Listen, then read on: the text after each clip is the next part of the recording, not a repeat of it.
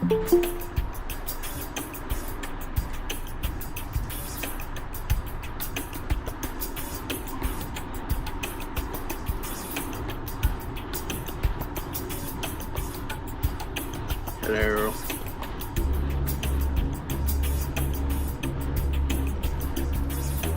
Oh no. Yeah, I'm only Windows. Yeah.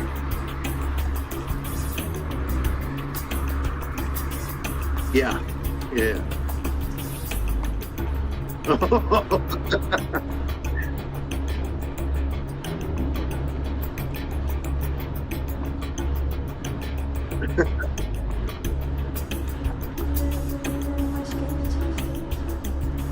Sure.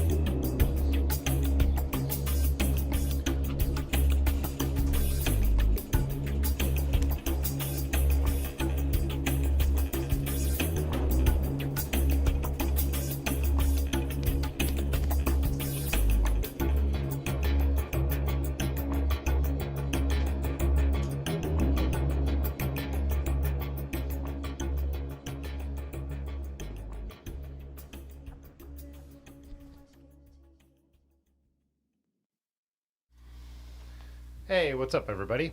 As usual, let us know if there's any major issues with the sound. Adjust the Hello. screen a little bit. Back with Party Size Cycling again. And a quick shout out to say sorry that when we're doing this, I can't have the audio for the. And I saw that Ben dropped a members chat and Terry B joined the channel, but if I have the audio on, then you could hear me and Andrew talking in the background, and it'd be weird because we're talking mad shit about all you guys. Not- Got just it. kidding, but yeah. Anyway, so yeah, we were trying to think of like a new idea for this week, and then I was like, what if we went back and looked at some of the ideas that we talked about during the year, since we're kind of close to doing this for a year, so I don't know. Kind of our own wrapped Yeah, on. I pride myself also on being able to have my mind changed, given better information. So we'll see. Maybe that happened. Maybe it didn't. Yeah, and I know you had jumped in the comment section after the streams to talk to people, and then there's a number of other things that, yeah, maybe I don't know, maybe we've even discussed or I've seen posted over to Instagram that maybe we've changed our minds on, or maybe we've dug in even deeper. So, Or maybe you have the final nail in the coffin in the chat that will like be the thing that I was missing to make me realize that baskets are somehow the best invention to put on a bike. yeah. But yeah, no. So good. What are you drinking tonight? I actually have the cat's namesake, the Edmund Fitzgerald. Old Edmund. I wanted a Yeah. dark beer because it's been so cold that just sounded good to me. And yeah, stopped in the store today on grocery shopping, and I was like, yeah, Edmund Fitz. I got the Edmund Fitz on my lap too. So Outstanding. Accidentally bought a $25 four-pack of other half Citra Nelson, and relevant to Terry's comment there, got my Zin. And I just got done with the Zwift ride, so very relevant comment, Terry. is all of Other Half Brewing that expensive? I've been to their original location in New York. I think it's in Brooklyn, right, or near Red Hook. Or I something? thought the one I was buying was $18, Ah, so not that much cheaper, but I think they're all pretty. I don't think they have any $14 ones or anything like that. At least in here in the lovely great state of New Jersey. yeah, It's, where are they even from? I know I've been to the brewery, but it's in Brooklyn, I believe. I think it's towards Red Hook. that's right. Yes, it is. The area we were in is an area that I have never been to. Like when me and Aaron were walking there, I was like, "Where are you Red taking me?" Yeah. Yeah. Actually, so it's right across the street from where Brendan has Super Tux Speed Shop set up now. So I was going to hang out with him and work on some bikes, and I got there ahead of him. So I went and I was like, Other Half Breweries right down the road. So popped over there and had a beverage. We're asking about Zen flavors. I currently have the cinnamon, not my first choice. I like the coffee, but they didn't have the coffee. So cinnamon is choice number 2. Cool mint is choice number 3. So you're drinking a $25 four pack, but you're. Oh, no. I'm not. The Zen is way cheaper than. So But yeah. how does Zin? I actually don't know how Zin. The only thing I know about Zin is that Terry talks about it. This is a tobacco product that you like a dip, right? But it's not packaged- tobacco, very specifically, it's a nicotine product. It's Ah. good, clean nicotine. Yeah, the good. The best way that the reason why I personally use it is if I, as a former smoker, if I have 2 beers, I desperately want a cigarette. With Zin, it's like 6 beers until I desperately want a cigarette. So if I'm drinking beers, I usually will pop a Zin, and it kind of curbs that like need to. Even though I don't have any cigarettes on me, nor am I going to go buy a pack right now, leave my house. But it's it's just calms that of me. I get it. My comment too was like just now that because I did think I knew what it was, but just that you're drinking the super expensive beer, but then you're flavoring your palate with. Yes, that's a good point. Very subtle, very a little cinnamon Yeah. enhancement, if you will. Pretty mild flavor, but yeah, the mint ones are very. Somebody was saying like, yeah, the 6 milligram ones, those they have like different strengths. Are tough. I can't like those. Kind of make you want to throw up a little. It's like the old dip. If you do too much dip, it'll make it. Or it's like. Yeah, anyway. I remember I was in But, college. I was pretty buzzed one night, and someone whatever dorm room we were in was like, ah, there's no like, because I would drink and it make me want to smoke too, and then gave me a little dip, and then all of a sudden I started like falling all about the place as it hit me because I'm not even that much of a ever been that much of a smoker, and but it was still in my mouth. They're like, get it out of your mouth, get it out of your mouth, because I guess it'll keep just keep hitting you. But yeah, I had a very dizzy night after that. So yeah. But yeah, not something I'm normally proud of, but it does the job. Yeah, and it's way better for you than tobacco. Supposedly, nothing's great for you, I'm sure. But. Yeah, I like the comment. No leaves, just the drugs. Yeah, exactly. Just the straight chemical hit to the dome. Yeah. Anywho. Well, why don't we anything start? else going on? Oh, do you want to do a little more intro, or do you want to jump into the anything exciting worth? Have you even got? I did. Go ahead.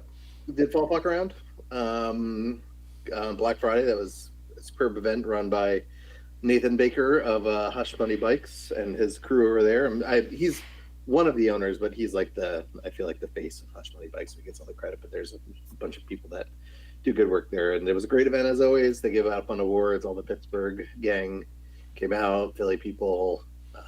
So it's just fun to see folks you don't see very often. It's a nice event. Yeah. The ride itself is a lot of county roads. If you do the longer one, you're off of them for longer, but the short one that I do, you kind of like by the time you're out and in the stuff, then you're right back on the county road. So it's not like the short one is not the most amazing ride. The long one is supposedly much better, but it's cold and doing a 60-mile day and cold, and I don't do 60-mile days that often.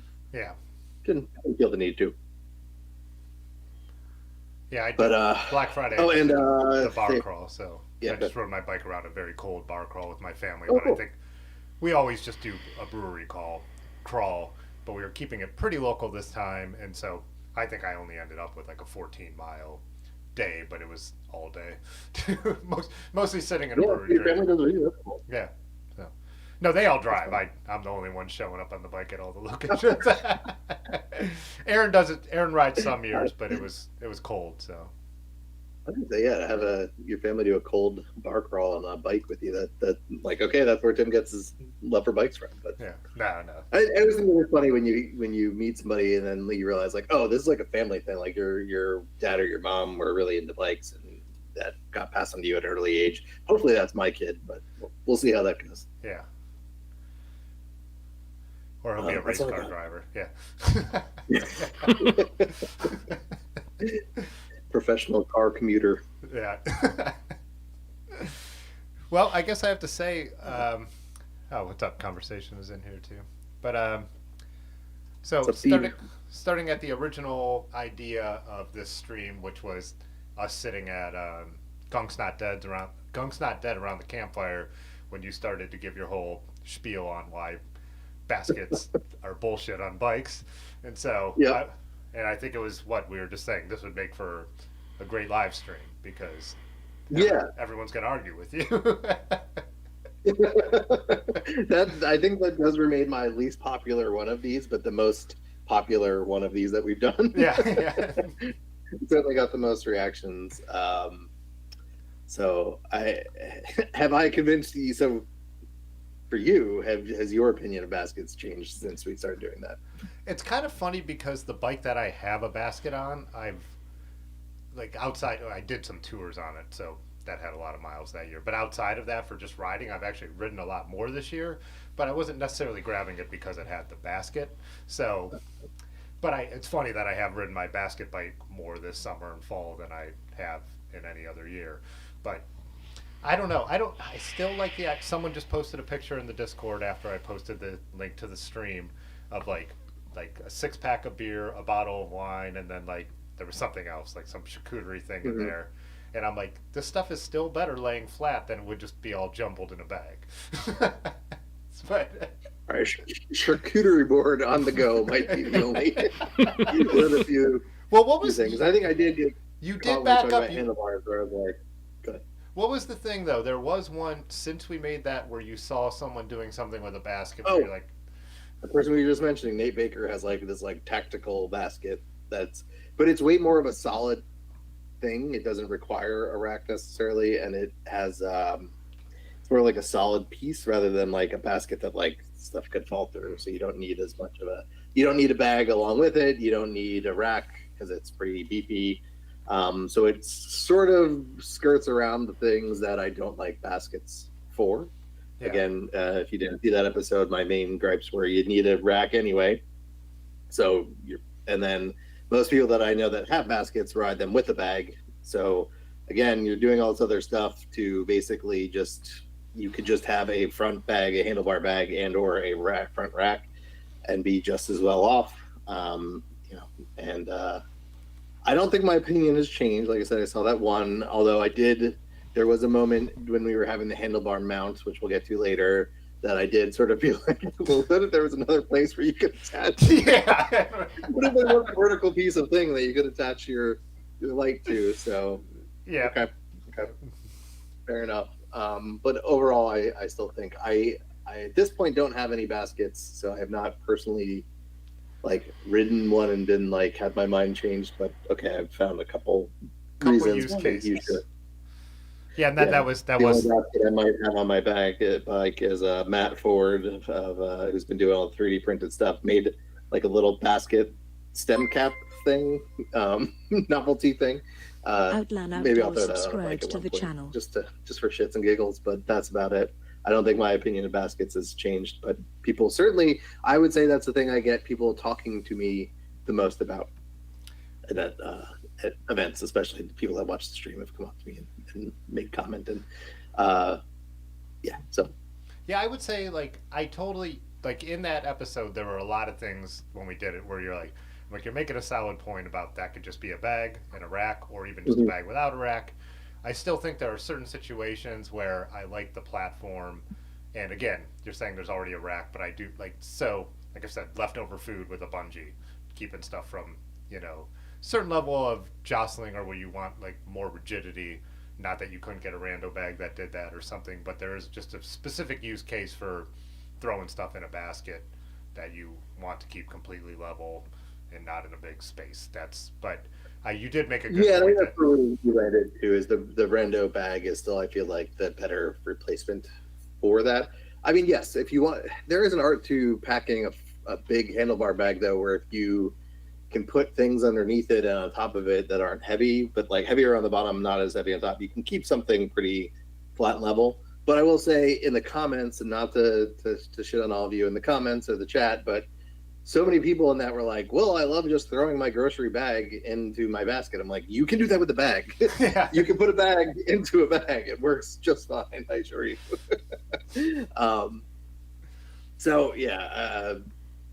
Yes, a charcuterie board, that is one where I don't think you'd have to have like a domed, something with a cloche, for my cloche heads out there, that would protect it. But other than that, yeah, okay, charcuterie board, I'll give you that. Yeah. Basket's probably the right vessel for that. Yeah, Thrifty Frame Builder, who's actually the one whose picture it was, did not have a charcuterie board, but I'm glad I thought of that on the spot.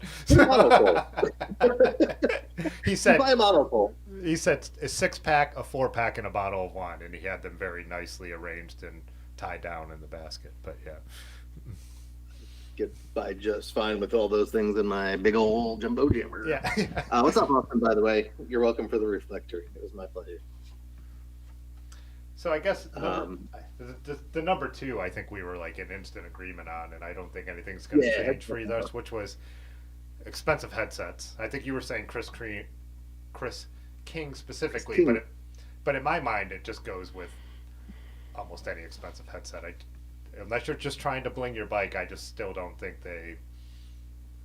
Yeah, I guess maybe I didn't. People were like, "Oh, well, you have a wolf tooth headset," but I don't feel like wolf tooth is the same cost point or nicety of like a Chris King headset. But I guess looking back and like checking some prices, yeah, they can get expensive. I think it's more, it depends on which format you have, like the integrated headsets for the new fancy integrated handlebar systems. Like, yeah, they can get expensive. I think all those are fairly expensive at this point because they're like inset into the head. I don't know that much about them. I don't have any bikes that do that. So it was like, oh, well, the VO headset is a nice headset too. I'm like, I mean, I guess if we're not just like, I guess, yes, one level above real generic headset, but not quite Chris King level headset. I'm still mind. I don't think anybody's really argued with us on that one. Other than No. if you like the color, you're welcome to. That's the reason to get a Chris King headset is to come in fancy color. So is Wolf too. Yeah, that's what I'd say. I mean, I definitely think yeah, Wolf Tooth is a step up. It's reasonably fancy. Like, I have the higher level of Cane Creek on my Raleigh, and I think people would still consider Wolf Tooth a more upscale headset than that. But either way, the bike's a 2014, and the only original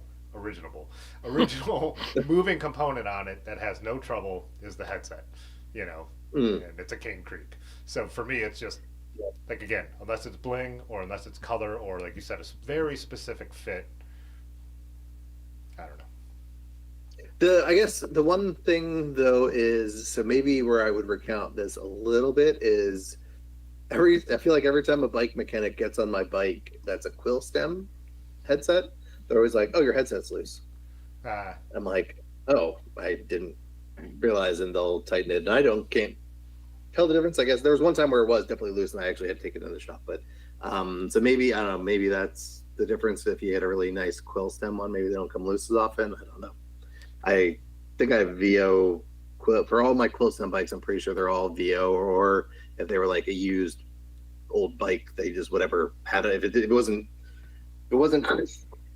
crunching around, I wasn't going to change it because that's again not opinion. Where I would come in. That's part of my opinion. I ride a lot of my vintage bikes are running trash, run-of-the-mill quill stems, and I've never had a problem with those.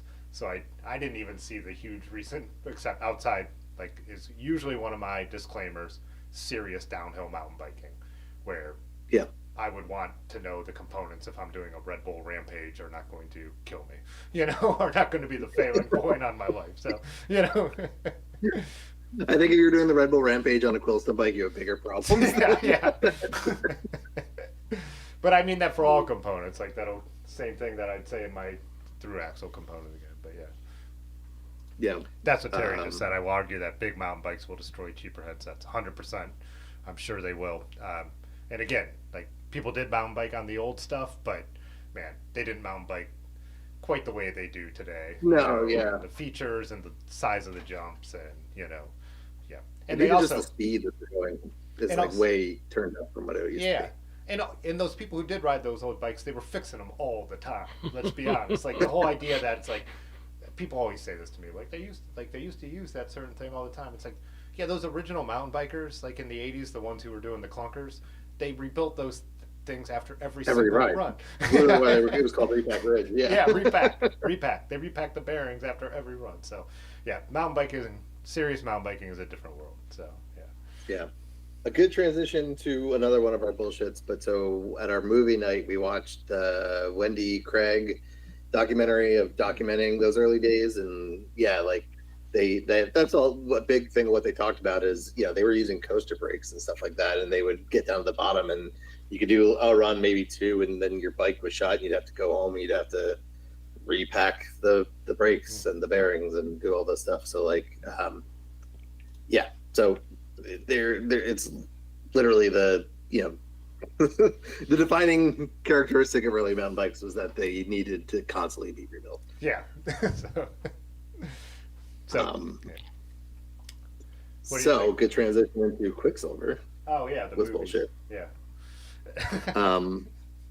Did you watch it again and you were like, wait, it does hold up now? I didn't watch Quicksilver again, but I will be honest, I think I've watched American Flyers at least twice since that episode. It is still the best movie. I still think it's so weird. I still think that relationship aspect is so creepy and weird. You don't have a brother? Do you have a brother? I forget. I do have an older brother, yeah. Maybe pants him on a bike ride on your annual family park road. That's exactly the point. That was the time to do it, Tim. Yeah. You missed out. Yeah, it's like, man, there's just a lot of misplaced sexual energy in that movie. Currently, the reason why I think I watch it so much is because after getting home from like a Friday night ride and bar combo, and I'll start watching old Coors classics, which is another thing that we all know I'm obsessed with. and then that will then make me want to go and watch at least like the more Morgul Bismarck stage of American Flyers. So I'll like fast forward around because I own it now. But yeah, so I think that has to do with why I continue to watch it so often.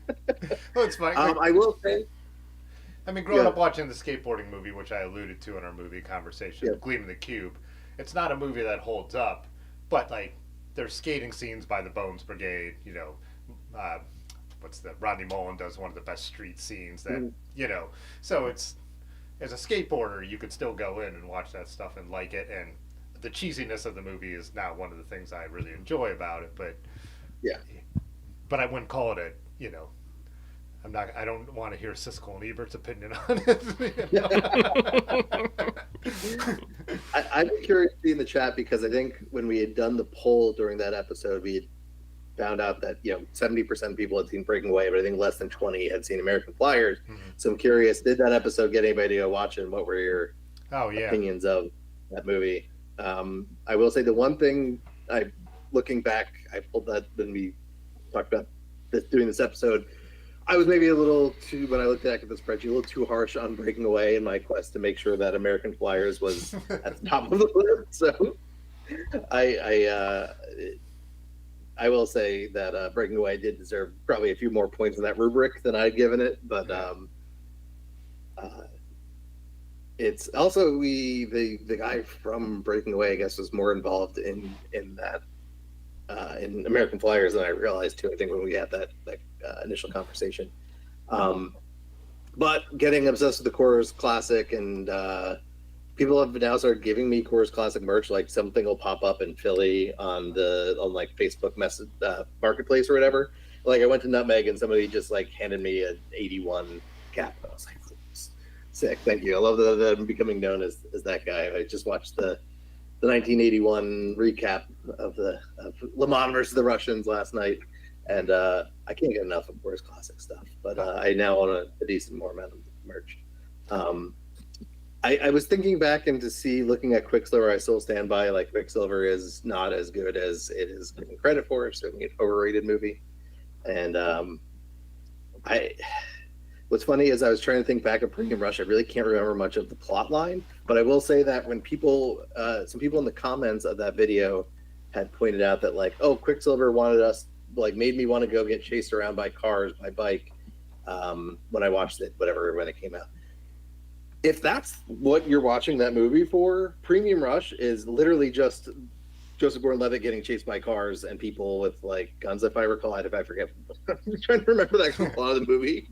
He was definitely trying to like get something from point A to point B that Michael Shannon did not want him to get there, and that he's being chased by a car. So if bikes getting chased by cars is what you're looking for, Premium Rush should be your movie. Quicksilver had maybe 5 minutes of that. Premium Rush was at least an hour and 10 minutes of car chasing. And Quicksilver has so many plot holes that you can't even enjoy it as just a bike fan without being like, how is Kevin Bacon now good at riding bikes? You didn't tell us any of that. Like, it's such a bad paced movie. Everything. Yeah, I mean, there's a whole first act on the cutting room floor somewhere that will probably never be seen, but it probably should be. Yeah, like I said, that's a movie that had to be ruined in the edit. Like I don't know. They came out with a 2.5-hour movie, and the execs were like 1:45, and someone quit, and then like the guy whose job is just to cut the film, put it together, or whatever. Whatever. If bikes getting chased by cars, your thing, check it out. Yeah, that's great. That is, can't argue with that.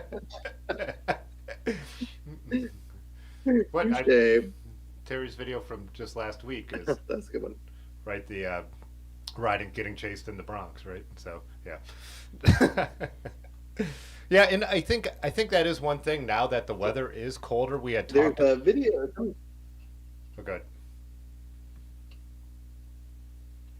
We had talked about revisiting like all the movies that people had recommended, and so I do have a list that I wrote down here. And so maybe now that the weather's bad, because like I'm just not going to get to them in the summer, and so now would be the time to maybe like set up another one of the streams where we pick like 4 more movies and then 4 more bike movies and talk about them, because people mentioned a lot that they were passionate about that I haven't seen. So I would definitely be up for that. I'm probably gonna have a lot of time on my hands this winter, so I would be down to do that. Also, in Discord, another thing you can do is you can do a YouTube watch party, so we could like watch a movie Oh, that'd live, be yeah. We comment should on do it, that. and have that as well. I think that'd be cool Yeah, if we that'd be can make great. that work. I can explain to you why we can watch American Flyers, Yeah. and I can live comment why. Let's do live. Yeah, let's do live commentary on American Flyers because I got things to say. Did you ever end up watching it? Too? Mm-mm. Yeah. Yeah. Yeah, but I would say keep sending those recommendations, and I feel like I watched one of the ones that got recommended, but knowing that we were going to do it again, did not really like write them down and go watch them. But so I don't know if you kept track of them, but I think it would be cool, yeah, if we gave notice ahead of time too, so that way the chat could watch at least a couple of them, because I think we sort of sprung it on people last minute. So if you had seen the movie, it's relevant. If not, probably wasn't. So like give everybody else 2 weeks to watch some of the movies as well, and then we can have a really good time in the chat. I think would be cool. Yeah, because I can announce that in the Discord and a YouTube post and an Instagram post. So yeah, so if someone shows up and they're not clued in, sorry, but at least we tried. You know, we get some people in there who have seen the movie. So yeah. Yep. Anything else movie related? I think we're good on that. We did skip over Lowrider Pioneers. Lowrider. I don't know if anything's changed in your opinion. I guess since we did it, I went on another bike tour with Lowrider Pioneers, but it was I don't think it really matched your use case because it was a mostly road and bike path tour. There was all smooth sailing. Which I think that was our consensus. That's the right tool for them, but to take them, it was spurred on by two people that had front panniers on our bike packing trip, which caused problems in chunky and rutted, especially rutted. That was the big thing. Bob, I don't know if he's in the chat, but Bob, I'm not trying to harp on that fact that Bob fell, but like he took a pretty nasty tumble because of them, because he was in a rutted section and they just caught something a little bit higher in the grass and just like threw him off the bike. So that was really the impetus for that. Yeah, I think on the tour, I think that's where we landed on that. I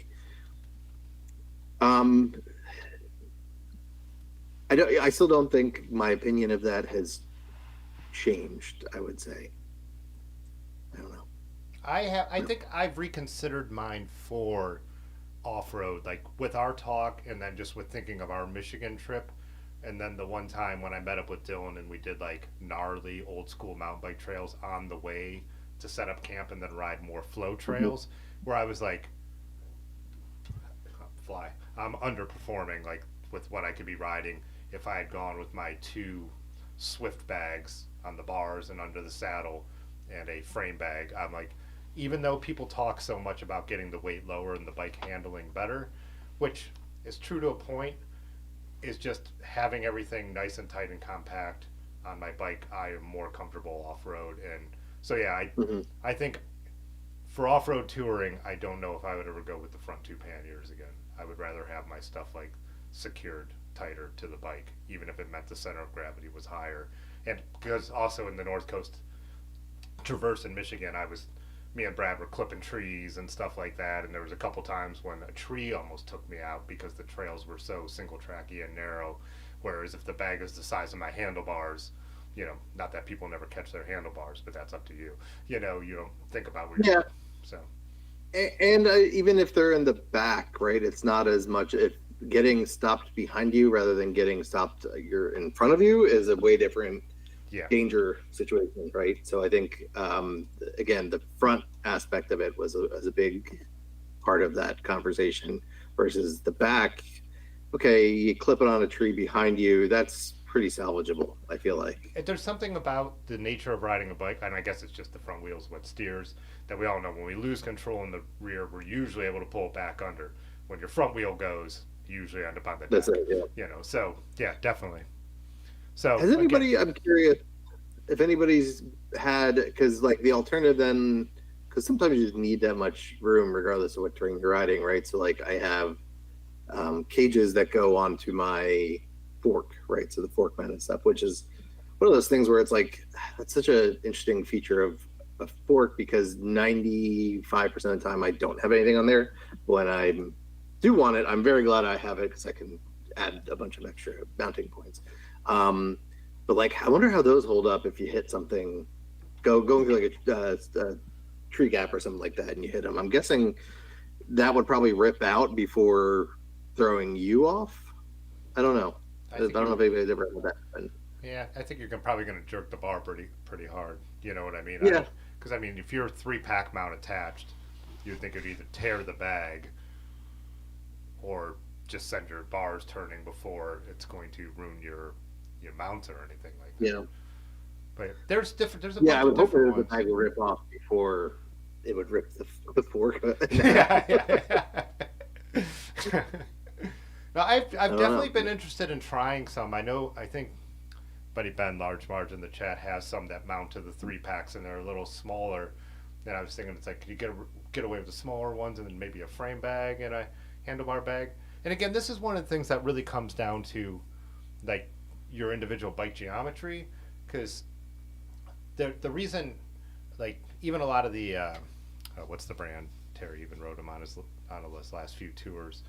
That makes like the more roady type stuff that it's fit. You could get the very expensive carbon arrow tail fin, and Okay, yeah. but a lot of people like will buy a road bike like Francis Cade. They'll ride road bikes and then they'll put all that on the back, and I'm like, that has got to handle like absolute shit, like Yeah. a twitchy road bike. And so like one of the things with like a longer and slacker bike, that's why I like the weight on the front too on some, because it's like these bikes are already slack. It actually quickens the steering, makes the bike feel a little softer. So, but again, for off road, it just becomes a liability if you really are going to be on single track, and just the way mine's set up, where the bottoms are going to bounce a tiny bit. But yeah, Yeah. Well, even descending, you get speed wobbles and stuff like that. Who's that guy that like toured across Australia and then he was like in Iran when like some of the conflict, not Iran conflict, that's still a different ballgame, but like some of the the tension with Iran happened. He was in Iran touring at the time, but I remember when early on when he was going, he was like, why is like he would not even he'd just be going straight and his handlebars were shaking, and it's because he had speed walls. He's way too much weight in the back and not anything in the front. So again, going back to our basket bikes, the large handlebar bag reigns supreme as the as a stuff carrying device, in my opinion. The other thing too, so I think the difference between those the 3-mount whatever fork things, they're at least up a significant amount too. So it's not like you're getting a lot more clearance. Those low rider panniers, especially the ones that we were referring to, that was the person that had the issue, was, I mean, those bags and the rack thing are like below the hub, right? So they're way more susceptible to that versus like if you have something that's up above your hub, like if you're hitting something there, it's going to be more of a side glance, probably not as much of a surprise. Also, I think that was part of the thing too, is it was more of like he was cruising through and then something changed and he hit it. I think you'd be able to guess that if something's that big up that you're gonna see it.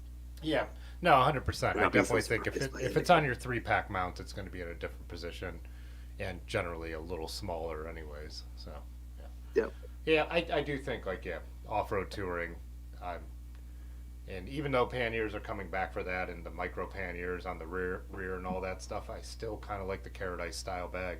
2 Carrot Ice style bags and a frame bag, I think is for being off-road is what I like. So yeah, anyways, so I'd say I kind of changed my mind on that a little bit. Like I'd kind of gone all in on the front panniers, and then I buried it in some sand, hit it into some trees, and would still use it for traditional touring, but not for off-road touring.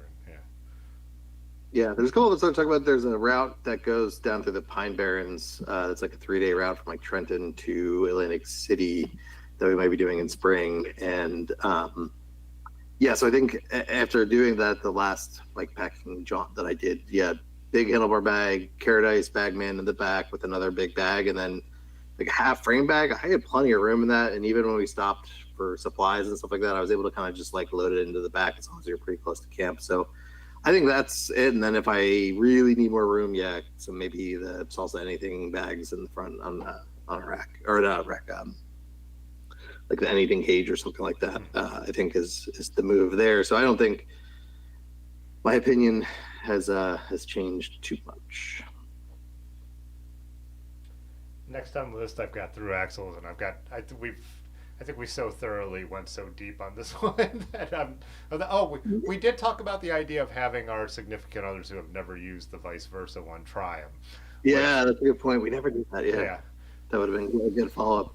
I will say this one is one where I now have the Romancer that I got is a disc brake quick release bike, and granted I have 50 miles on it, but so far I haven't really had to take it off the front wheel off or anything like that. But so far, no issues even taking it. Those 50 miles have been somewhat chunky. So I've had no disc rub or anything like that or notice anything. So that's one where I think I was very opposed to quick release because of disc brakes. But now after that, and then my son's bike is also that, we really have not had too many problems. So I might be back to ambivalent on that rather than. And when you have to change a flat and you just like don't need to grab a tool, like I mean, you're still gonna have to open your tools because you might need a lever or whatever. But if you do need to pull a wheel off for any reason, you're gonna be like, quick release made sense. It's quick release. Like. Maybe I'll add the asterisk that one of the nicer when I did like a really nice wheel build for absolutely no reason for the rock hopper, I had like those nice Envy skewers on there, and those are kind of a pleasure to use. They're rounded. They're like have a little bit better ergonomics to them. They don't feel like you're really struggling as much to like get the clamp down. So maybe it's my issue is just more of like those old metal ones that are hard sometimes to do or like can get cold and I don't know. Like so maybe with the asterisks of like decent quick release is I've come around to. Yeah. I think that. Yeah, I still prefer it. Like my gunner is through axle, and like I said in the whole conversation, it was the only time I ever had a problem with like breaking something. It was because I didn't have things tight enough because no one ever checks their through axles, but you always make sure your quick release are tight enough. Or, I don't know. I think it does. If you come up on quick release, I think you're going to pay attention to them because you realize the mistake would be pretty deadly. Yeah. I think that we need to get our significant others or non. Aaron is certainly more into bikes than my wife is. So yeah, maybe that needs to be the follow up there. I don't know. My wife is very cold averse. I don't know. Like this weekend we had like a 35-degree day, which feels like summer now because I've acclimated to 25. So it's like, oh, it's 35 degrees. Let's go for a ride. She's like, absolutely not. So I don't know that that's going to be one that we can test until spring. I also missed my chance to say that about your crust. Thing is, the frame's going to break way before your quick release will. Yeah.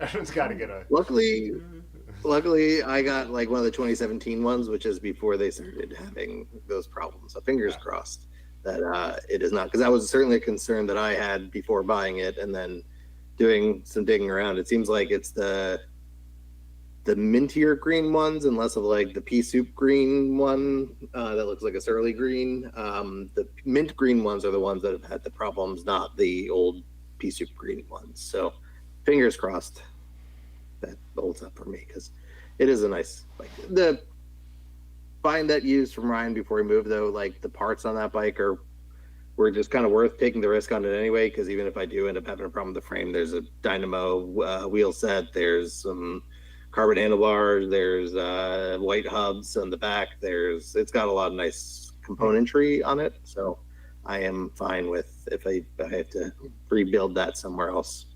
It's good, got good bones. Yeah, I guess that's not the bones be the frame. Yeah. Good flesh, I don't know. Yeah, like I said, I I don't like. I mean, Aaron rides across, has had no issues with it, loves the Bombora and all that stuff. But I do have a friend who's broken a romancer, and whenever we bring it up, other people bring it up. So I can't For deny sure, it. Biggie's broke two of them. Yeah, yeah. I've always said it. I just like the idea that you're gonna name a bike after Ronnie, and then in the small print say don't ride this like heavily off road is Mhm. just. I don't like it. Like it's like you named it after a guy who rides on rocks in New England, and then you say don't ride it on rocks in New England. It's like but yeah. What are you gonna do? The Nor'easter, however, that's the one that was his the chain stays. So Oh, that really? is a bike I will avoid like the plague forever. Dan, in fact, had his Liberation, the purple bike that he's always riding now. That he got them to basically he was going to have them fix something and then realized also not only that but the seat tube was like split down the like half like from the where the seat clamp goes in the split. So they just built a new bike with that geometry and like beefed up some of the parts that Jared's also broken the chains, cracked the chain stays on his Nor'easter as well. So that's I say a lot of big people. Two of the bigger folk that I know that I will usually bounce ideas off. They've had problems with the Nor'easter, but I've not heard of that. I know two is a small Romance sample or- size, but two is a big sample size of people breaking bike frames, steel bike frames, because they don't Yeah. break. Agree. They don't break. Like Yeah. I have a wall of At French around bikes probably made they by made what 1,000 of Yeah. those. yeah. I have a wall of bikes made by drunk Frenchmen that are cheap and they have not broken. But yeah, it's got to just be the tubing they're choosing because it's not like Crust Yeah. is like it's not like the the two people who own three people own Crust are like welding these frames. They're being made in a Taiwanese factory that is making a lot of other bikes, so they must just be really choosing tubing characteristics that to be light and flexy that are causing problems because people assume these with the tire clearance these are bikes made to ride rough off road. I mean, right? Yeah. Yeah. Yeah. I actually, so side note, I have a question for you then, because you might have people in the better people to talk to this about. Recurring theme, right? The 80s road racing. I'm certainly not going to buy a bike now, but I was like curious, like eyeballing stuff. How do those hold up? The tubing and stuff like that on those, the road bikes from the 80s and earlier stuff. Maybe not the French stuff, but like No, I feel like they hold up. I mean, really specialized and stuff like that. I'll be interested to see what other people say, but I feel like they're all still out there. You know what I mean? It's like people are Yeah. still riding them, and like my actual first French like vintage bike was sitting out in the yard of a scrapper. You know what I mean? I cleaned the thing up, put it back together, and Mhm. then put 4,000 more miles on it. That seems to be pretty typical. So I'm sure there were some that were being built at the extreme lightweight end towards the end, but Yeah. that's even when like the high end ones like Kawanaga went to having like the tubes not being completely round for extra strength, so they could make them even thinner and lighter. So, but Hmm. yeah, I feel like they were built to a level that they just lasted. I mean, you go on Facebook Marketplace and the like all the groups for like vintage road bikes, and they're a dime a dozen. That's why they, have a Jeton Tour de France Reynolds 513 light for the late 70s, mid 70s, and Mhm. it's still, the paint's chipping and stuff, but the bike's still perfect condition. Yeah. So What are the spoke counts on those? Like, how are the wheels? Are they the wheels equally as beefy? Because that's as a big person, it's usually low spoke counts and flimsy rims are the kiss of death for. And not, like, not that it's not gonna like explode on. Well, some I say that, but maybe it will. But but like that's usually where I have the problem is wheels. So it's I like would, I definitely like. I think one thing that helps is later is getting wheels with a profile, whereas box section rims with just typical spoke count. Because I started to get into off road riding when I was riding the vintage bikes, and I was having to Mhm. get my wheels trued at Dirty River like all the time, and I'm like, this is actually starting to cost me a lot of money, and like even a cheaper set of looking at them wheels I bought by a very affordable Spanish brand. They had like an aero profiling to them, and that made them so much better. Like in that bike, I stopped like bending all my rims up, whereas my old box section wheels, I was bending all the time. Like Fair enough. But they did make beefier ones of those too, because if you look at Paris-Roubaix when carbon wheels came out, and wheels were already almost standard kit, most people still ran box section wheels at Paris-Roubaix because the cobble. So there must be a bunch of different levels of that. And as I look at my Mavic High Serums, those are machined aero, and those are a much beefier thing than like your typical cheap 10-speed rim. And steel rims are garbage. Okay. If you ever see anything with steel rims, it's not going to stop you. They're going to be heavy and they're going to bend. So, Right. Because that was the dumb wheel build that it's a beautiful wheel, but like I had Brendan build me. I forget if we talked about this, but 48 spoke because I had on when I got my rock upper, I was riding with like I'd done a lot of other things to it, like one bite it and done a bunch of stuff, but I kept like either breaking or going out of true, breaking spokes or going out of true. So I was like, just got sick of it. It was like, can you build me a 26-inch wheel, like nice wheel for this? And he's like, yeah, how many spokes do you want to go? I'm like, what's the most? The answer was 48. So guess what we built? A 48 spoke wheel set. Which, all right. If anybody out there ever gets wild hair and is like, I should build a 48, don't, because it's so many. I can barely get the pump head in between the spokes. That's That's When I gonna go look to like solid. put it on the car, Yeah. like the like hard plastic thing on the Thule rack, like barely gets through it. when you start riding, it looks like a time trial wheel, just a disc. Thank God the thing has never gone out of true, because whatever shop I bring it to is going to be like, oh my God. I have a couple. How many spokes? Yeah, I have a couple low spoke count. Looks like Cadillac rim. Yeah, Trek made those race lights with a really low spoke count, and I think they're radial laced in the front. Mm-hmm. I have it on my that Schwinn. That's actually like my lightest weight steel road bike, and they look so cool. Mm. But they're a problem. They were famous for being a problem. Erin had one. Granted, she did use it on a bike tour, and it shredded the hub. Like spokes broke through where they attached to the hub. But I mean, they were never had a good reputation. They definitely weren't made to put two 1980s Panniers full of camping stuff on. So,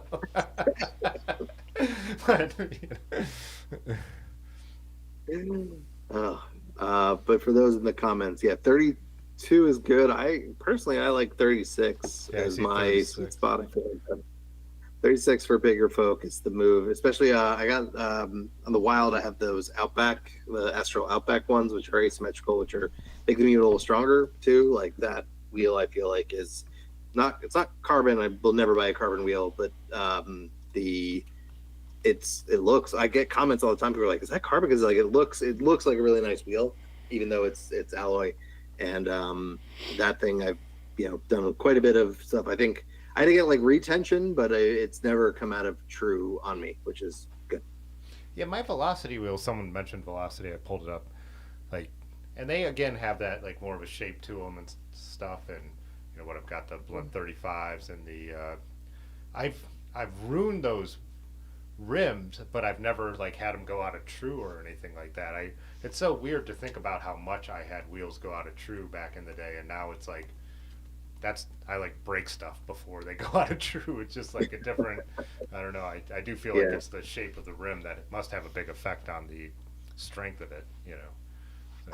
I don't know if it is the rims, but the only Velocity wheels I have are cliffhangers, and I cannot get them to stop squealing no matter what. And I don't. They're rim brake ring cliffhangers, and I've never had that problem on any other bike. So I don't know if it was just this one's a funky one, or maybe it might not be the wheels. Maybe it's something's off with the brake mounts or something. But that's the only one I've ever had problems with, and it's the tubeless is never really.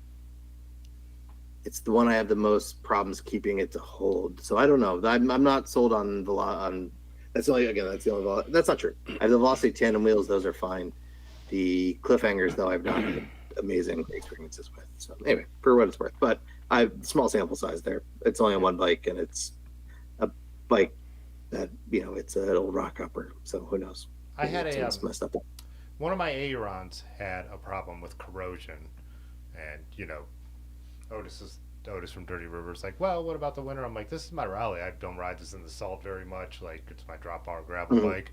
And he reached out to Velocity, and they sent a new set of ailerons with a different anodizing. And it looks different. It doesn't quite have that shiny silver that I really like, but they were like, hey, other people have said this. Here's a set that we anodize a different way now, and should Mhm. last a lot better. And then they also asked about what sealant I was using, and the one they were worried about isn't what I was using. So I don't know. It felt like a manufacturing error or a flaw or something like that, but they made it Yeah, right. They made it right. So all right, you know, fair enough. There was 24 hole zips. Will take 285. Maybe it'll take it, but it's not going to stay true in my experience with that low of a spoke count personally. But if you have had other experiences, I'm happy for you. But I have not yeah, with anything really lower than a 32. I didn't have problems. yeah. And I've talked to Dylan about this too. And Dylan, my buddy Dylan, is obviously very lightweight, but he does swear by certain carbon rims for riding super gnarly stuff over.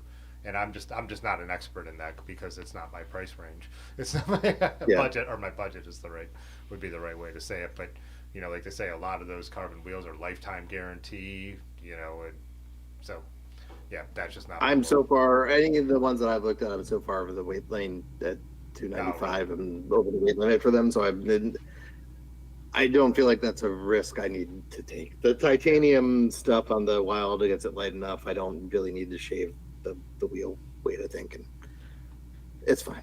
I put heavy Yeah, stuff on my so bike. so Alyssa, 210 is very different than 290. I will say there's a big change at like the 225 range and even 250 that a lot of people do build stuff that will hold up to 250, but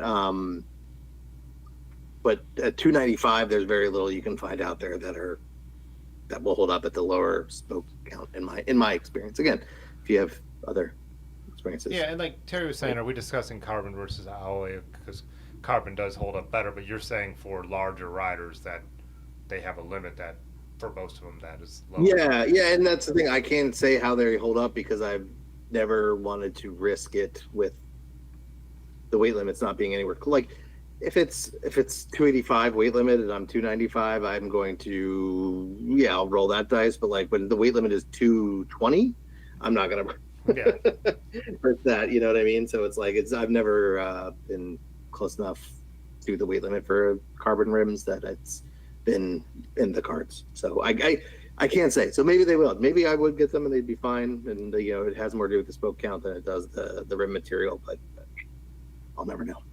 yeah, yeah. I'm just not. I guess I'm just not overly. But I'm not. I'm also again like Terry does like serious downhill mountain biking, or I don't know if Mhm. downhill is the word, but like mountain bike parks and stuff like that. But yeah, I don't know. I should I guess be maybe my opinion should be different because I have a dented up bust rim that I had to get replaced hanging behind me. So so maybe I would save money by switching maybe at some Yeah, point. that's one thing I wish I had more opportunities to try more wheel sets and see how it feels. Because a lot of times I will put a wheel set on a bike, and then that will be the wheel set that lives in that bike for pretty much the rest of that bike's life for Yeah, me. So that's something if I had the ability, if I could build wheels and I could do it myself, and maybe I try it more often. that'd be But for something right too. now, it's kind of like that bike handles that way because there's the wheels on it, and I don't know if it would handle differently with different wheels. So that would be a fun experiment, but I don't have enough wheels to try it. Yeah, that's one of the channels that I like watching too is like Bike Sauce because have you watched him at Mm, all? He'll do like a little, very where he'll keep everything the same and just change something like the wheel set and then he yeah, even goes that's like cool. so deep to put the accelerometers on everything because he's a professor and he has access Sure. to it and he has his students help with the studies. It's pretty cool like stuff to watch and some of it's in the margins but some of it does come out to be like hey there's a considerable difference with these different qualities and stuff like that. And that's my problem is like I try different things but then they're usually on different bikes with completely different setups, and I'm like, I've changed way too I many don't know if factors. it's on my end. I'm losing a little bit. Ah, see it. Let me know if it come back. But yeah, let's see if that's still. Hello, hello. Yeah, can you hear me? It could be me. Yeah. Yeah, I can hear you. There you It's just way too many factors in what I do to like judge individual components most of the time. It's like I don't know. go. Anyways, hey, Dave, would Ricky, you be sorry, me? real quick. Another big dude in the chat. Ricky Cool at Yeah. 3:30. Ricky, I've gone on record as a big person. Tubeless is the move for sure Oh because yeah. it's the only way that you can get a decently feeling. In my opinion, it's the best way to get a decently feeling tire, on your bike without having to like worry about pinch flats and stuff. Because on most, I overinflate most of my tubed bikes, tube rims or wheels, because otherwise I do get I get pinch flat. So I would question, or I would suggest you challenge that and maybe try it on one, because I've had a lot of good experience. In fact, I like I would really haven't other than like a really like hard glass puncture, like which would have tore up any that had nothing to do with tubeless. Um, I really haven't had any problems with tubeless, knock on wood. I also would be curious to try bird spokes because supposedly they are just as strong, and it's definitely an interesting It's so counterintuitive. thing. Yeah, it's so like when you like the concept seems so strange, but But but then when you think about it, it's like once somebody explained to me that your wheel, what is it? Your hub is technically hanging from whatever the topmost part. It has nothing to do with the bottom. So it's like the yeah, old quilt versus sleeping bag thing, right? You're really only getting whatever the top thing is, and so if they can handle that and that, whatever, and because when you're hanging, you're getting that thing. So it's not about like yeah, pressure going up, because that's where obviously string would be a problem if it's pushing from below, but it's not. It's hanging. So yeah. yeah, in theory, there's no reason the string shouldn't be any more strong than a solid rod. You know what I mean? As long as it's made correctly and it's braided cable and stuff like good the cables they use are there. Moshi said, "Do you guys have thoughts on tied versus soldered spokes?" A friend of mine has built me 2 sets of wheels of tied and soldered wheels, but they've been rock solid. 230 I pound. don't know that I've experienced. I didn't know that was a thing. Yeah, that's Love to that's hear it. that's beyond my um, knowledge. Which I always say too. Like that's why I like reading the chat. Like, you know, Terry and a lot of other people in the chat have way more experience with more wheels and Sure. looking into the technology and stuff than I do. You know, I go into the shop and I don't have to do a lot of the research. I ask Otis and everybody the questions. I ask the people who look at the stuff every day. And, when I was building up the gunner, they're like, you can't put velocities on this because you're going to want wider tires. So get the blunt 35s. And I'm like, sounds good. And then until I have a problem, I don't worry about it. If I don't have a problem, I really don't worry about it. So Funny enough, the soldering wheel, because I'm curious, I'm going to look more into this afterwards because it's something I've never heard of, and that's just how my brain works. But I googled it, and the first thing obviously that came up was a Sheldon Brown article about it, and somebody in the comments was just like, "That sounds like a Sheldon Brown thing." I'm like, "It sure is." Yep. Yep. So yeah, a couple people said that. Yep. Tim, you're going to do a hotline. Yeah. I wish. Although I'm a lot closer to Terry than you. Yeah, that's true. I Yeah. don't ride like that, man. I love watching Terry's videos where all those folks are riding like that. But I think you gotta spend a lot more time in the city. I don't think that's something you can just go out and wing, especially at those speeds. Good for you No, guys. those speeds, yeah. You all, I know, not just guys. When me and Dylan were cruising around New York with his friend who lives there, we definitely had you get the feel of like going through Midtown. You start to get the pacing of everything, especially in Brooklyn. Once you realize this street's going to be this way, this street's going to be one way this way. Even with Aaron when we were there, even on the city bikes, because you really don't want to stop on a city bike because you burn yourself out so fast having to stop and start those at every intersection. You get the hang of it way faster than you think you would, but not on the level that the people Terry are filming on. They're the best. I mean, in the world I have at. played that Yeah. Grand Theft Auto. I understand the concept. Every time I watch it, I'm like, I've done this in a video game for sure. Driving recklessly in Grand Theft Auto, but yeah, I don't know that there's no you don't wake up back at the hospital, or maybe you do. Yeah. Isn't that right in Grand Theft Auto? When you die, you get you wake up at the hospital and you just like pop back out with less money. Yeah.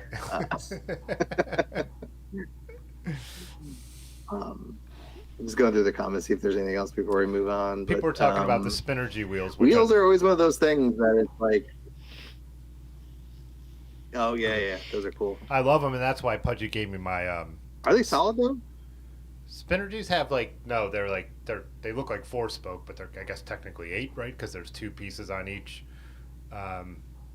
One they're like bladed basically, whereas like the spins that I have that are tri-spoke on my whole wheel is the rim and the spokes, and the whole center is just one piece of carbon. Okay. There's no there's I mean, they look cool as fuck, but yeah. Everyone warned me when I posted on Reddit that I had the opportunity to try that. I was taking mine on like a tour, and everyone's like, "Don't do those." I'm like, "They were made to ride down mountains. Like, they can handle a little bit of weight." But I haven't had any problems with them yet. So, yeah, if Steve's ridden them, then handle it. Yeah. Steve, I mentioned Jared and Dan. Steve is another person that I would certainly stuff off of or checking out. I might have to add Ricky to the list though. Ricky, if you're 330, let's talk more. Yeah. Shoot me a DM. We need the consensus, right? Because it's like it's hard to. I will say it is hard as a bigger person. You throw like a question out there on Instagram, you get a lot of responses, and even when you say like from my big folks, and it's like I'm not going to tell anybody that their opinion of themselves is different, but like we're talking about, there's a difference when you're at like 295 versus 225, and now you realize that 225 compared to like the 140-pound stick figure guys that ride Tour de France stuff and like the real heavy duty road stuff is definitely different. But it's like it's a different. I'm looking for like people up in that range to like give me feedback because that's where I'm kind of like looking to get the trust. But anyway, and like you said too, like anytime you ask a question, Terry.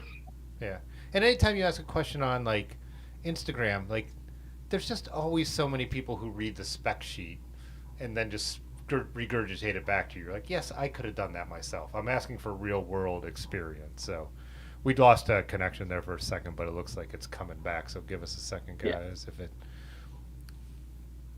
Hopefully the audio maintained, but yeah,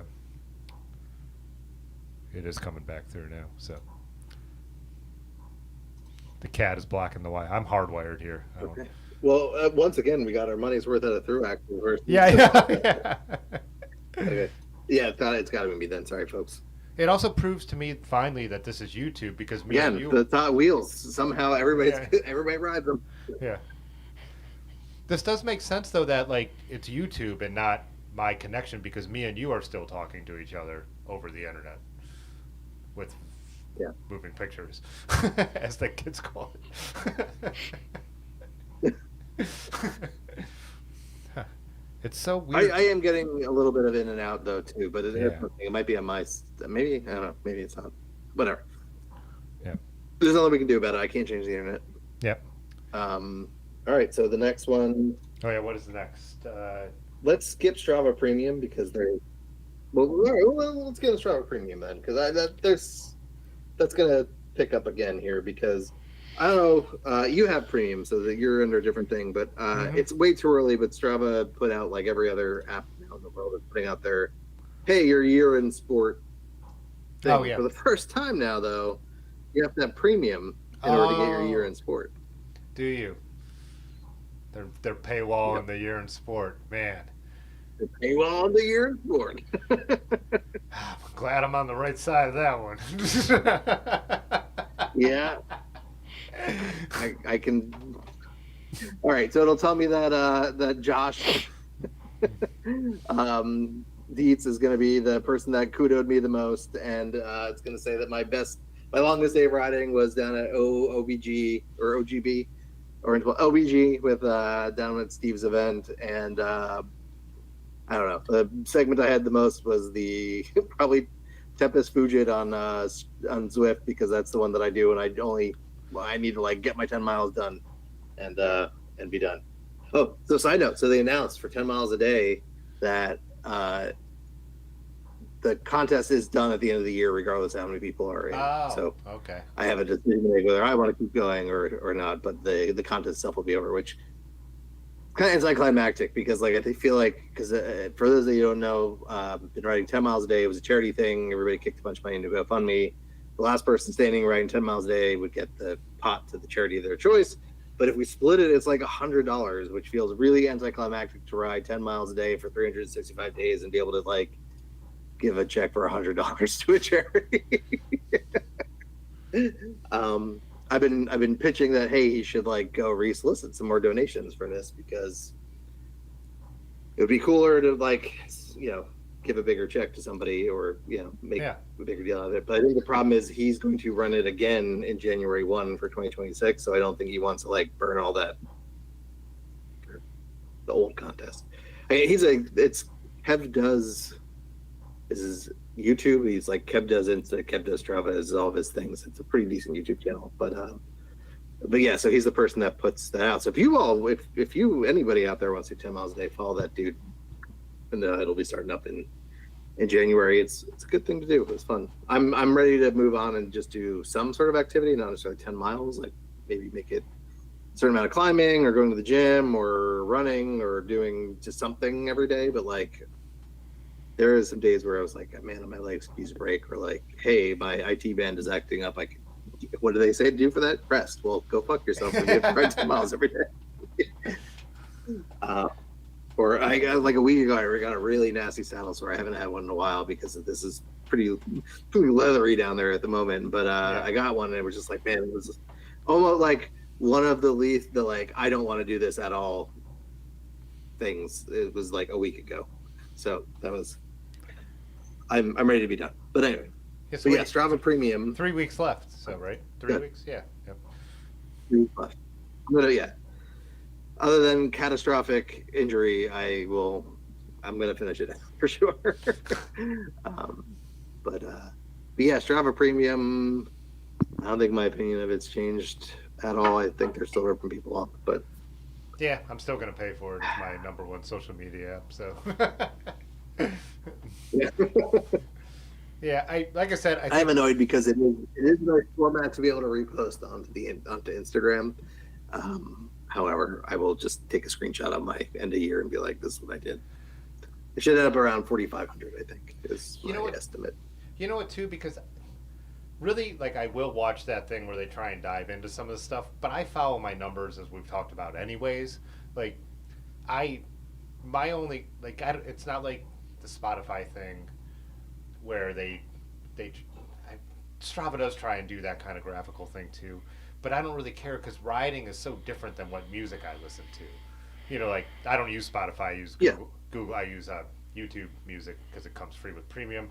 But they added all that this year, and it was kind of cool to see. And I shared a couple of I always say I hate year-end lists before the end of the year, but then I looked it up, and they cut it off on November 15th for YouTube's. And Spotify, someone messaged me. Okay. And Spotify, someone messaged me, what's his name Bart out in Pittsburgh, that it's not counting this out. It's not re-updating.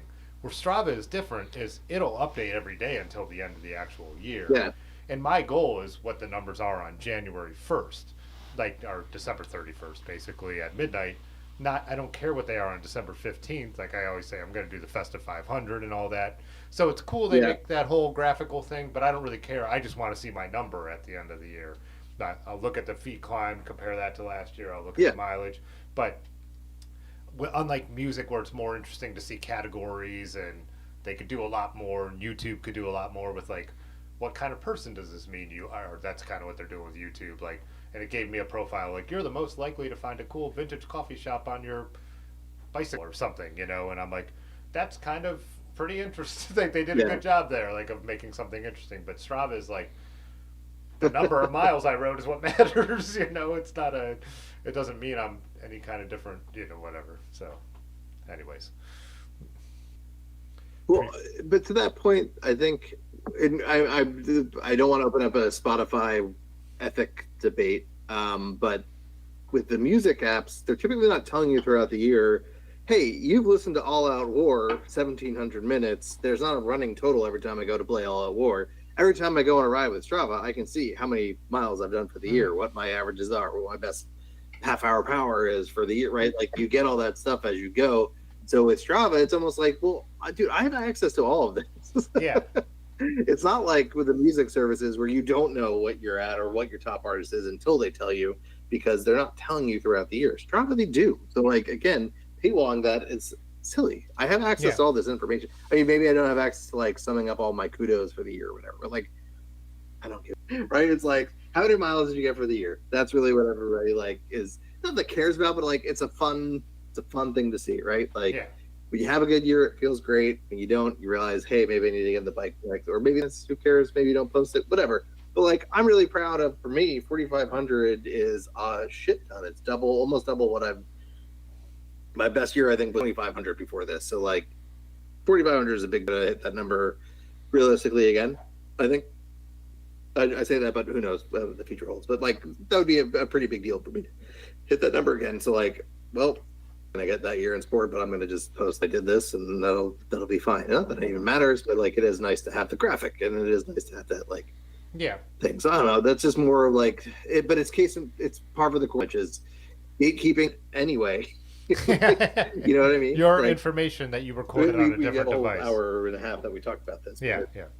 Gatekeeping your own data from you. Right. So I'm curious to see if because we've talked about this at length in the past. I'm not going to get into it, but Koros is what I use. So they have an app that obviously everything initially goes to and then uploads to Strava. I'm really curious whether they give me like a year-end thing or some sort of interesting stuff or not, because that would be they have all the data that Strava does, because again, that's where actually the data originated for us device to pretty much record everything I did this year.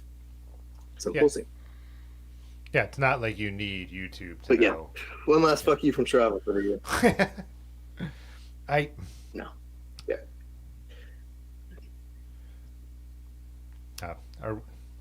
It's given me I don't zero. know if there was anything interesting in the chat, but yeah, we're really losing connection now. Now it's completely just a spinning circle. Are you seeing anything?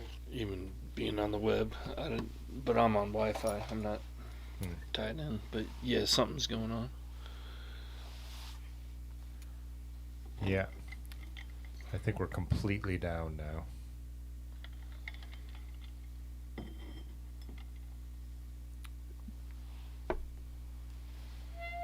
Yeah, and I could watch the... Yeah, I see it spinning also. And the viewers are going down. That sucks. Oh, no. Yeah, it says it's getting zero. Damn it. It's jumping between, like, I could see, like, the... whatever kbps is, kilobytes per second. It's jumping between 10,000, which would be on the good end, and zero. Okay. Just so like... it's not my internet. You're the one that... Yeah. No, because we're chatting to each other. It's between my streaming software and YouTube, which is failing us. Okay, because I on my end in the Google Meet, I'm getting a lot of fuzz and breaking up. But... Oh, really? Okay, so interesting. Yeah, confusing to me. I have no idea. Okay. Yeah, but I was just figured it was me, but it seems like it's not. I looking at YouTube, we're back. We're there. Hey. Yeah, it's so far delayed on YouTube that I can't tell what it's spinning from what part. People are still in. Yeah, because it's... What time is it? 10:13. YouTube is not receiving enough data is what it's given me. I like they have an open widget thing in here, and then you open it and it says, yeah, YouTube's not receiving enough data. It's like, just thanks. Tells you again. Yeah, it just tells you in a different window. So, let me see... Let me real quickly see if I could break out of this and come back into the same stream and save it. If not, I think we'll... Every time you do that, you end up with a new stream. I think I figured it out earlier tonight. That might have to be it. Yeah. If it is, it is. But, yeah, like YouTube isn't even loaded. This is YouTube. Like, I can't even load my channel dashboard right now. Okay, now it's back, so let's see if I can get it. Live under the stream. Oh, it started up again. I will definitely lose that chat. I'll have to go to a new chat. Yeah, I'm at like... Oh, what's my upload, though?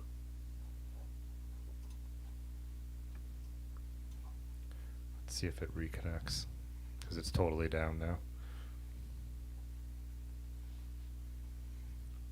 Okay. Yeah, I just checked. I'm uploading at 75, so I'm It's not- okay on this end. Yeah, it's definitely the connections between my computer and YouTube. But I always feel like it's YouTube again because I can see you clearly. So, yeah. Yeah, it's got to be YouTube then. Well, I think we'll end It's it. popping in and out. I can as I'm watching the thing. So if you can hear us, we're working through it. Yeah. I just Okay, or we won't. yeah, I can just see the viewer just that it's crashing. People are not watching because it's not working. Not that I care. I mean, I would talk to. I did this for 3 years talking to no one. But Keep talking. I don't care. yeah, we don't need you guys. Let's talk. Let's talk about bar moaning again. Talking like some catch generator. Well, if we have a chance to do one before Christmas, we could obviously pick up on this with like your other, because you said you had a couple new minor ideas that weren't worthy of a whole episode. Yeah, that's true. They were just like a couple little funny things, like, but I could think of some more for sure.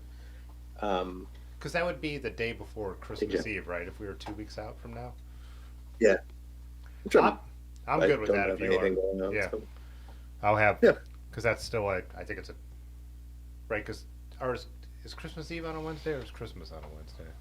I think Christmas Eve is on a Wednesday. Eve is on a Wednesday, and then Thursday, and then that'll be into the new year. Yeah, to sit here and hang out on Tuesday night, I'd still be down for. So, yeah, why don't we plan on that and end it for tonight? Just because, Okay. even though it does seem to be popping in and out, I know how it is to watch stuff that pops in and out. Yeah, it's annoying. I gotta imagine people are Cool. Well, so good. yeah, let's do that. Let's do it in a couple weeks, and then I'll find that list of movies because, with the holidays and then maybe into the early in the new year, that might be the time to try and Yeah, pull that like I off. said, I'm most likely getting laid off at the end of the year, so I will have plenty of time to watch movies. Early January is your in January, so I would be fine with that. all right. All right, cool. Peace. Awesome. Good hanging. Yeah, I'll see you on the other parts of the internet. Sounds good. Bye. Oh, they said we're 4 minutes behind. And I think it is, because when I was watching that, it's so hard to tell by what's going on. Okay, bye. All right. Okay, Yeah. this is not Fitzwater photo.